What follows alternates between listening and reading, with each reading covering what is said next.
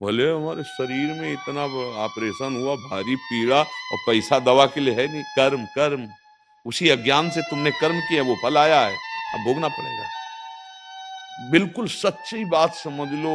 बे बीज बो रहे हो आप, जो बो रहे हो आप, दाक्षोहारा वाला बीज बो रहे हो कि बम्बूल वाला, वो तुम्हें देखना पड़ेगा। अच्छे आचरण करो, नाम जप करो, भगवद आश्रित रहो, दुख सुख आवे सह लो।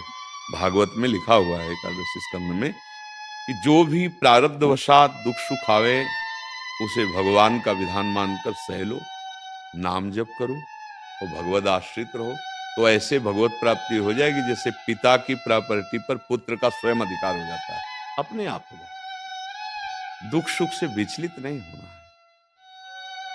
हाँ, मतलब पिछला गोदाम नष्ट कर सकते हैं, अगली फसल आग लगा सकते हैं, लेकिन ये जो बन गया है अब इसमें भोगना पड़ेगा।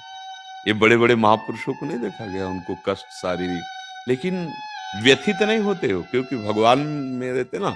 हम लोग इसी के सुख भोग रहे हैं, इसलिए व्यथित हो जाते हैं कि हमारे सुख का क्षेत्र तो शरीर अब नष्ट होने जा रहा है, अब क्या होगा, घबराहट पैदा हो गई।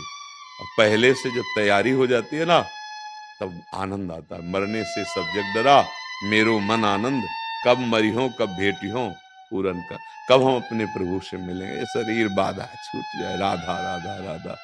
दुखी मत हो, आनंदित रहो, मन को प्रभु में लगाओ। जिन्होंने बिना किसी सहयोग के अखिल ब्रह्मांडों की रचना कर दी, उन प्रभु के आप जन हैं। आज कोई वस्तु नष्ट हुई है तो उनको देना होगा, तो कल बहुतायत में वो आ जाएगी, चिंता मत करो। ये किसी ने रचा थोड़ी हो, भगवान के इतने में, निमेष में अनंत ब्रह्मांड पलक झपकते रच गए।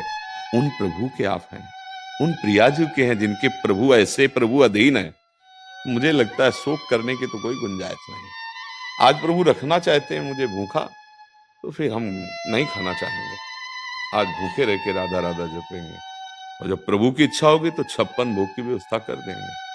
अवसर आया तो मालिक ने दिखा दिया कि मेरा भक्त ऐसा ना समझे कि अनाथ है, भिक्षुक है, कैसी उनकी। ये हम इसलिए बता दिया करते कि अपना उदाहरण देने से तुम्हें विश्वास हो जाए। आप ये न सोचना कि तपस्या के कारण या ऐसा, आश्रय केवल है, आश्रय, आश्रय से बात बन जाती है। अगर भरोसा प्रभु का तो बात बन